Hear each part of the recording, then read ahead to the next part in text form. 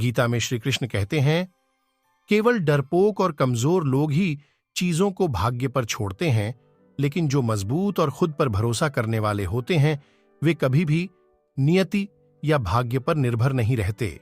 गीता में श्री कृष्ण कहते हैं कि हे अर्जुन, तुम ज्ञानियों की तरह बात करते हो, लेकिन जिनके लिए शोक नहीं करना चाहिए उनके लिए शोक करते हो। मृत या जीवित, ज्ञानी लोग कभी किसी के लिए शोक नहीं करते हैं। वह सब कुछ करो जो तुम्हें करना है, लेकिन लालच से नहीं, अहंकार से नहीं, वासना से नहीं, ईर्ष्या से नहीं, बल्कि प्रेम, करुणा, नम्रता और भक्ति के साथ। भगवान श्री कृष्ण इस अनमोल वचन के माध्यम से कार्य करने की नीयत का उल्लेख करते हैं। जब किसी भी कार्य करने में अगर लालच होगा, बेईमानी होगी, जलन होगी, तो वो काम न तो सही होगा और न ही उसके परि। दुख की एक लहर आती है और व्यक्ति को स्वयं समा लेती है।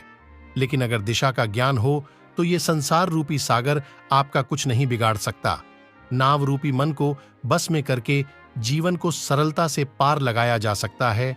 लेकिन अब सवाल यह है कि दिशा का ज्ञान हो कैसे, जिससे मानव का मन भटकने के रम के अभ्युत्थान के लिए स्यमम की रचना करता हूं। गीता में लिखा है कि यह बड्डे ही शोक की बात है कि राज्य और सुख के लोभ की वजह से लोग अपने स्वजनों का नाश करने को तैयार हैं। ऐसे लोग बद्धा भारी पाप करने का निश्चय कर बैठते हैं। श्री कृष्ण कहते हैं कि हे अर्जुन, श्रेष्ठ मनुष्य विषम परिस्थितियों में भी हिम्मत नहीं हारते हैं। कठिन समय में कायरता दिखाना उनके आचरण के विपरीत है।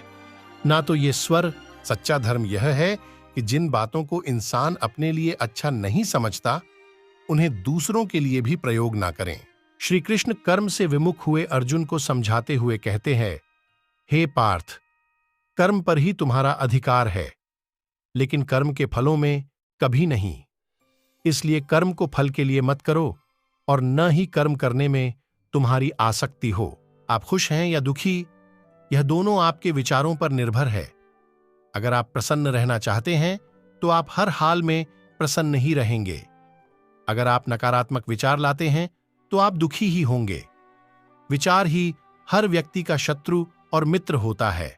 मानव मन एक नाव की भांति संसार रूपी सागर में निरंतर विचरण करता रहता है, लेकिन दिशा ज्ञान न होने के कारण कई बार यह नाव रूपी मन भटक जाता है और जीवन अवसादों में फंस जाता है और दुख की एक लहर आती है और व्यक्ति को स्वयं समा लेती है। लेकिन अगर दिशा का ज्ञान हो तो ये संसार रूपी सागर आपका कुछ नहीं बिगाड़ सकता। नाव रूपी मन को बस में करके जीवन को सरलता से पार लगाया जा सकता है। लेकिन अब सवाल यह है कि दिशा का ज्ञान हो कैसे, जिससे मानव का मन भटकने के